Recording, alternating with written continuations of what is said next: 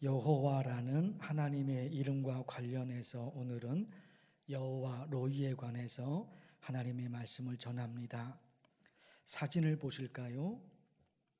양떼 사진인데 목자가 없는 양, 상상할 수가 없죠. 목자가 없는 양, 버려진 양입니다. 양에게는 반드시 목자가 필요한 거죠. 오늘 말씀 중 1절에 보니까요, 여호와는 나의 목자시니 내게 부족함이 없으리로다. 다윗이 고백합니다. 자기는 부족함이 없다는 거예요.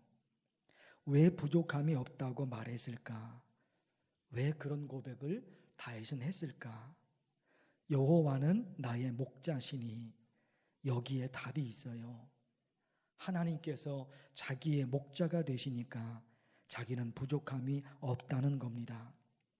나는 부자여서 부족함이 없습니다. 나는 권력을 가지고 있으니까 부족함이 없습니다. 그것이 아니에요. 환경적인 요인 때문에 부족함이 없다는 것이 아니라 오직 한 분, 하나님. 내가 믿는 하나님이 나의 목자시니까, 목자가 양을 돌보는 것처럼 하나님이 나를 돌봐주시니까 내게는 부족함이 없습니다.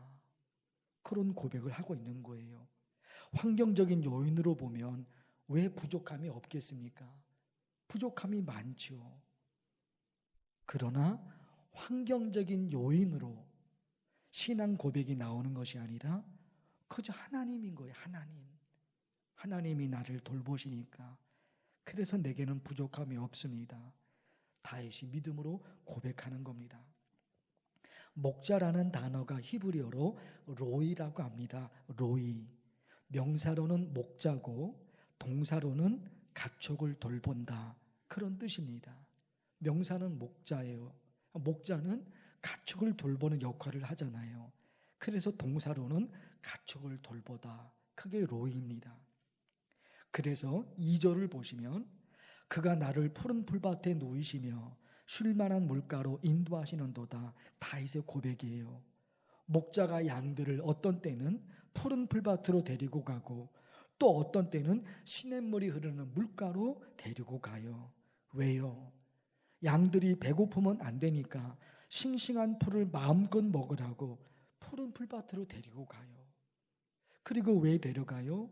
양들이 목이 마르면 안 되니까 시원한 물을 마음껏 마시라고 시냇물이 흐르는 물가로 데리고 가요.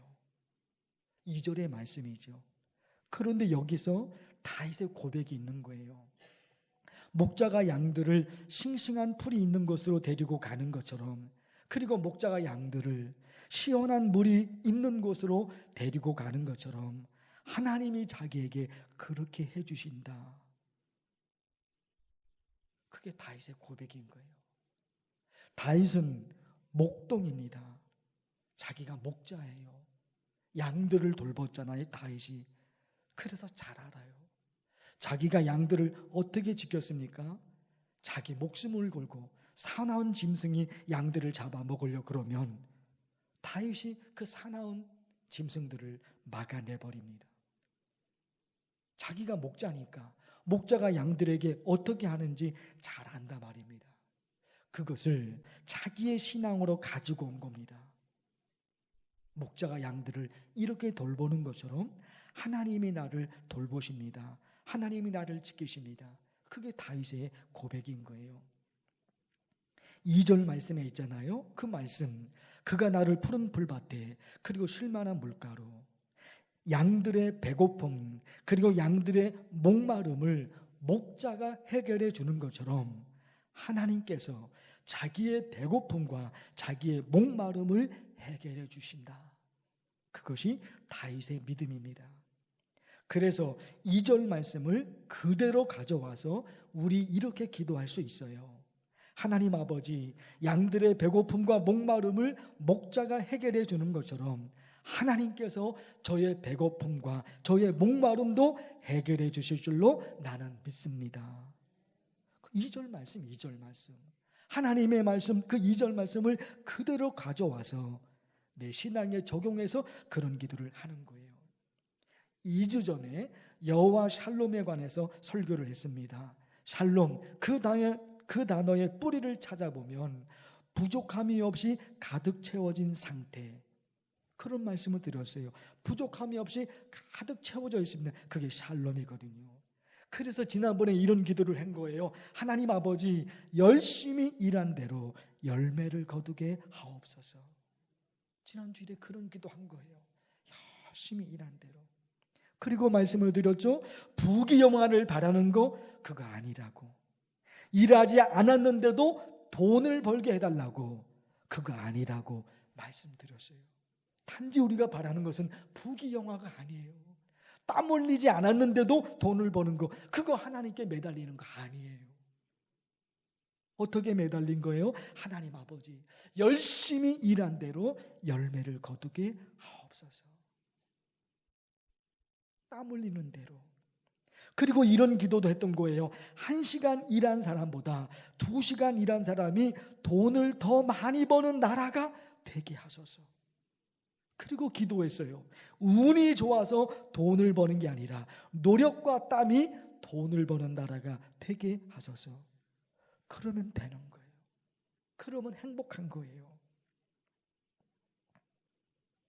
그런가 하면 2절 말씀에서 또 강조되는 단어가 있습니다. 똑같은 2절 말씀을 보실 텐데 강조되는 단어가 있어요. 그가 나를 푸른 풀밭에 어떻게 해요? 누이시며 눕게 하십니다. 그리고 또 어떻게 해요? 쉴 만한 물가.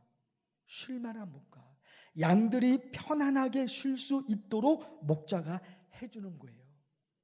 저와 여러분, 사람이요, 밥을 먹어서 육체적인 에너지가 공급되기도 하지만 또 한 가지, 쉼과 휴식과 잠을 통해서 육체적인 에너지가 충전이 된단 말입니다. 그래서 하나님이 우리에게 허락하신 은혜 중에 정말 중요한 하나의 은혜가 하루의 모든 일과를 마치고 편안하게 잠드는 잠입니다. 하나님이 우리에게 쉼을 허락하시고 그리고 잠을 허락하셔요. 잠을 자는 동안에 우리가 하는 일은 하나도 없습니다. 그렇죠. 잠을 자니까 내가 하는 것은 아무것도 없는 거예요. 잠을 자는 동안에는 우리가 아무것도 못 하잖아요. 그러나 아니에요. 잠을 자는 동안에 다음날 활동을 위한 모든 에너지가 내 몸에서 만들어진단 말입니다. 충전이 되는 거예요. 그리고 보면 잠은 아무것도 아닌 것이 아닌 거예요. 그 잠을 통해서 다음날 하루를 또 살아야 되잖아요. 다음날 하루를 어떻게 살 것인가, 그 에너지를 잠을 자는 동안에 그 에너지를 다 충전을 받는단 말입니다.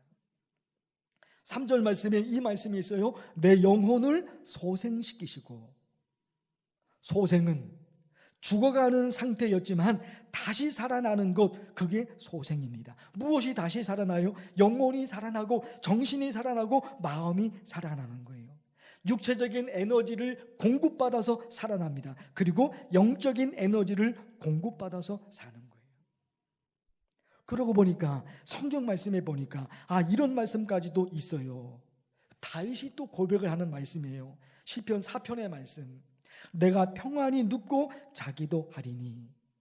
잠자리에 들어가서 눕습니다. 그리고 눈을 감으면 편안하게 곧바로 잠을 잔다는 거예요. 잠을 잔다는 거예요. 잠을 자야 되는데 그래야지 또 하루를 살아가잖아요. 그런데 저녁에 잘 때 눈을 감으면 곧바로 잠들어야 하는데 잠이 오지 않아서 괴로워하는 사람들도 있어요. 잠이 오지 않는 거예요. 자야 되는 거예요. 잠이 오지 않아요. 왜? 걱정거리가 있으니까. 마음이 괴로우니까. 또 어떤 때는 원인을 모르겠어요. 왜 잠이 안 드는지 원인을 모르겠어요. 그래서 여러분, 이런 기도도 필요하다는 거예요. 하나님 아버지, 하루의 모든 일과를 마치고 침대에 누우면 곧바로 잘 수 있는 은혜를 주옵소서. 곧바로 잠으로 들어가는 거예요. 그래서 다음날 하루를 살아갈 또 하루의 에너지가 내 몸속에서, 내 육체에서 또다시 충전되고 채워진단 말입니다. 그런가 하면 누우면 곧바로 자는 것도 하나님의 은혜지만 또 한 가지가 있는 거예요. 자고 나면 모든 에너지를 충전받아 가볍고 상쾌하고 기쁜 마음으로 일어나는 거예요. 10시간 자면 무슨 의미가 있겠습니까? 10시간 잔다, 몇 시간 잔다는 것이 아니라 잠을 자는 동안에 모든 에너지가 충전되잖아요. 그래서 눈을 뜨면 너무너무 몸이 가벼운 거예요. 상쾌한 거예요. 그리고 기쁜 마음으로 일어나게 되는 거예요. 잠언 말씀을 보실까요? 잠언 3장 24절의 말씀. 내가 누운 즉 내 잠이 달리로다. 잠이 달다. 그게 무슨 얘기일까요? 꿀잠을 잤다 그러잖아요. 꿀잠을 잤다 그러잖아요. 왜요? 자고 일어났는데 너무너무 상쾌한 거예요. 모든 에너지가 날아갈 듯이 내 몸이 가벼운 거예요. 그러니까 곧바로 누우면 잠이 드는데 자도 피곤하면 그건 의미가 없단 말입니다. 곧바로 잠이 듭니다. 좋아요. 그런데 일어났는데 몸이 가볍지가 않아요.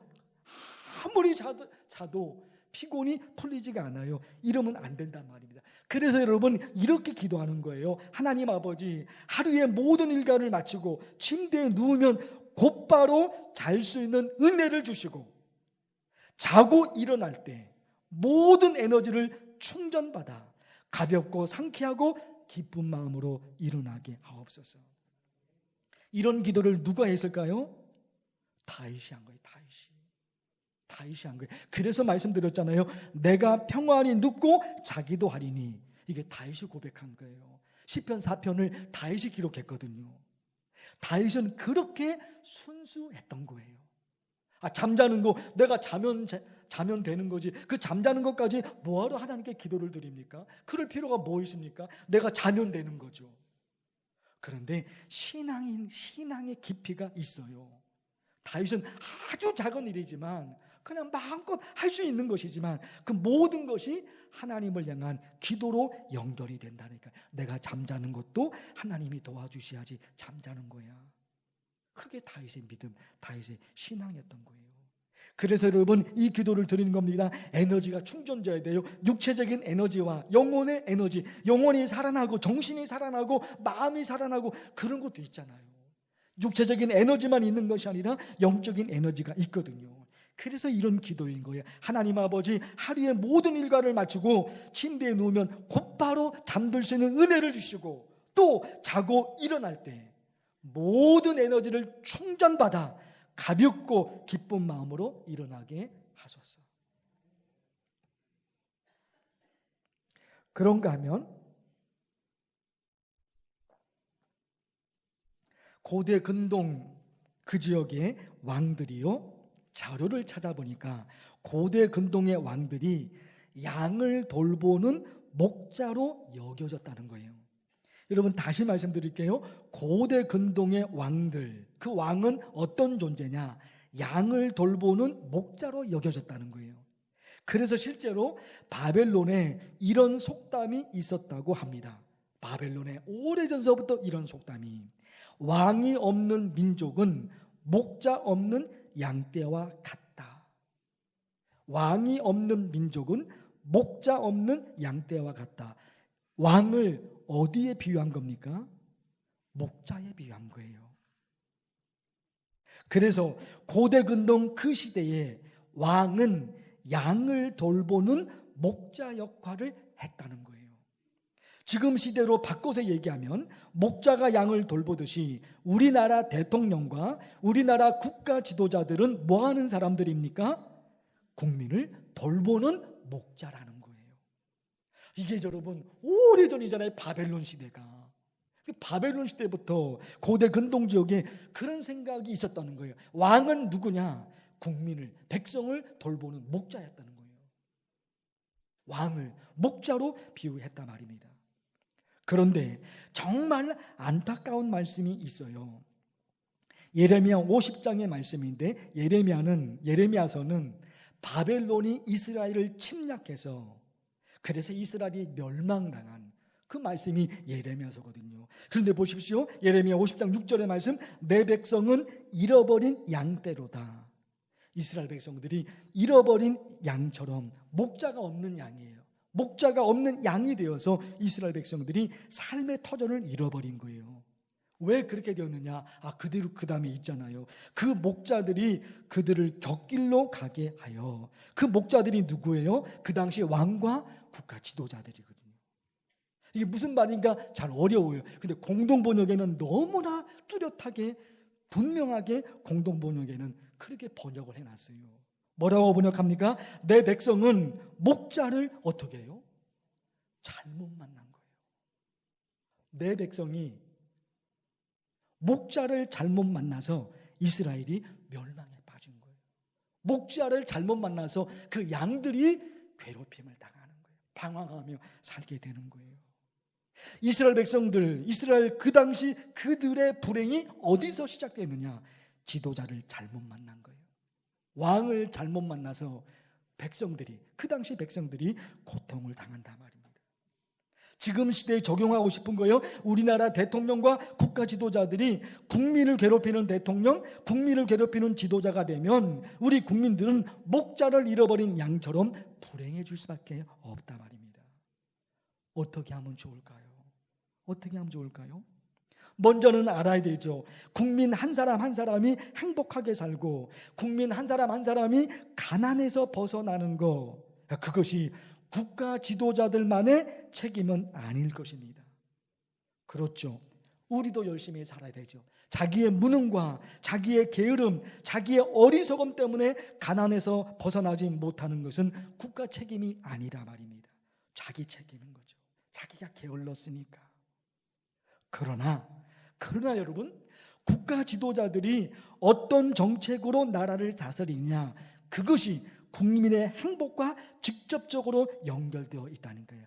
오래전서부터 말씀을 드린 거잖아요. 왕은 목자와 비교된다 말입니다. 그러니까 잘못된 목자를 만난 양은 괴로운 거예요. 잘못된 지도자, 잘못된 대통령을 만난 국민들은 불행하다 말입니다. 그래서 여러분, 어떤 기도를 하면 좋을까요? 저는 이 기도가 너무너무 중요하다고 생각이 드는 거예요. 하나님 아버지, 우리나라 대통령과 국가 지도자들에게 지혜를 주셔서 국민들이 행복하게 살 수 있는 나라를 만들게 하옵소서. 구체적으로 어떻게 될까요? 여러분 한번 들어보십시오. 저 이런 기도를 하고 싶은 거예요. 우리나라를 다스리는 국가 지도자들이 잘 사는 사람들은 계속해서 잘 살 수 있는 국가 정책을 만들고, 그렇죠? 틀리냐 맞나 한번 보십시오. 우리나라를 다스리는 국가 지도자들이 잘 사는 사람들이 있잖아요. 그 잘 사는 사람들이 계속해서 더 잘 살 수 있도록 국가 정책을 만들어내고, 그리고 또 하나가 있는 거잖아요. 가난한 사람들이 가난에서 벗어날 수 있도록 그런 정책을 만들게 하옵소서. 아멘. 필요 없어요 그거? 그냥 가난한 사람 계속 가난해도 괜찮겠어요? 그건 아니잖아요. 그래서 여러분, 이런 기도가 중요하다 말입니다. 우리나라 대통령과 우리나라 국가 지도자들이 우리나라를 어떻게 다스리고 있느냐, 이게 국민의 행복과 직접적으로 연결된다니까요. 그래서 우리가 정치 일전에 나설 수는 없죠. 정치는 정치가들이 할 거니까. 그러나 우리는 하나님을 믿는 사람들이잖아요. 어떻게 믿어요? 우리나라 대통령과 우리나라 국가 지도자들이 우리나라를 다스리지만 우리가 뭘 믿습니까? 하나님이 우리나라를 다스려 주옵소서. 아니, 말씀에 있잖아요. 이스라엘 족속아, 진흙이 토기장의 손에 있음 같이 너희가 내 손에 있느니라. 이게 하나님의 말씀이에요. 이스라엘 족속아, 이스라엘은 국가를 향해서 하나님이 얘기하신 거예요. 너희가 진흙이 토기장의 손에 있음 같이 너희가 내 손에 있어. 그러니까 우리나라를 다스리는 정치가들이 있는 거죠. 대통령이, 국회의원들이 있는 것이죠. 그런가 하면 우리는 하나님을 믿는 사람으로서 이런 믿음도 있단 말입니다. 사람이 우리나라를 다스리지만 진흙이 토기장의 손에 있음 같이 대한민국 우리나라는 하나님 손에 있음을 나는 믿습니다. 그러니까 하나님이 우리나라를 다스려 주옵소서. 바로 그런 기도가 된다 말입니다. 하나님 아버지, 대한민국 우리나라를 사람의 손에 맡기지 마시고 하나님이 직접 우리나라를 다스려 주옵소서. 그래서 하나님 아버지, 우리나라도 이제는 우리 대통령 때문에 국민들이 행복해졌다, 이런 말을 할 수 있는 나라가 되게 하옵소서.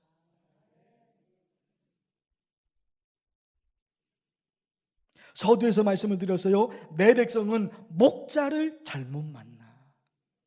왜 이스라엘 국민들이, 왜 이스라엘 백성들이 불행해졌느냐? 목자를 잘못 만났어요. 왕을 잘못 만난 거예요. 그러니까 우리의 대통령이, 우리의 국가 지도자들이 우리를, 국민을 어떻게 다스리느냐? 국민의 행복과 직결되는 거예요. 그래서 여러분, 다시 말씀드릴게요. 이렇게 기도해야 돼요. 우리나라를 다스리는 국가 지도자들이 잘 사는 사람들은 어떻게? 그렇죠.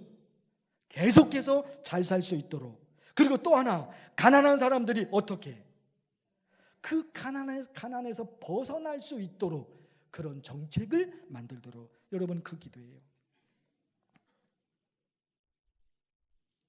자, 그런가 하면 오늘 말씀이 하나님과 우리와의 관계를 목자와 양의 관계로 설명을 합니다. 그렇죠? 하나님과 우리와의 관계를 목자와 양의 관계로. 그런데 있잖아요, 목자와 양의 관계에서 예수님께서, 신약으로 넘어옵니다. 예수님께서 강조하신 말씀이 있는 거예요. 목자와 양, 구약에만 있는 말씀이 아니거든요. 그 목자와 양의 관계, 우리와 하나님과의 관계인데 예수님이 아주 특별하게 강조하신 말씀이 있어요. 그게 뭘까요? 양은 목자의 음성을 듣는다는 거예요. 양은 목자의 음성을 들어요. 요한복음 10장에서 집중적으로 그 말씀을 합니다. 예수님의 말씀이에요. 양은 그의 음성을 듣나니. 양이 목자의 음성을 들어요. 양들이 그의 음성을 아는 고로 따라오되 그들도 내 음성을 듣고 내 양은 내 음성을 들으며 나는 그들을 알며 그들은 나를 따르리라. 양의 역할은 뭐예요? 음성을 듣는 거예요. 누구의 음성이에요? 목자의 음성인 거예요. 목자의 음성을 들어요. 그러니까 저와 여러분은 하나님을 믿는 하나님의 사람들이니까 저와 여러분은 누구의 음성을 듣습니까? 하나님의 음성. 어디서 들어요? 성경의 성경. 성경에서 하나님의 음성을 듣는다 말입니다. 그것이 됩니다. 목자는 양을 돌봅니다. 목자는 양을 돌봐요. 양은 뭐 하는 거예요? 양은 뭐 해야 돼요? 목자의 음성을 들어야 되는 거예요. 그러니까 목자도 잘해야 되고 그리고 양도 잘해야 되는 거예요. 목자는 하나님이시니까 하나님이 모든 것을 하실 것입니다.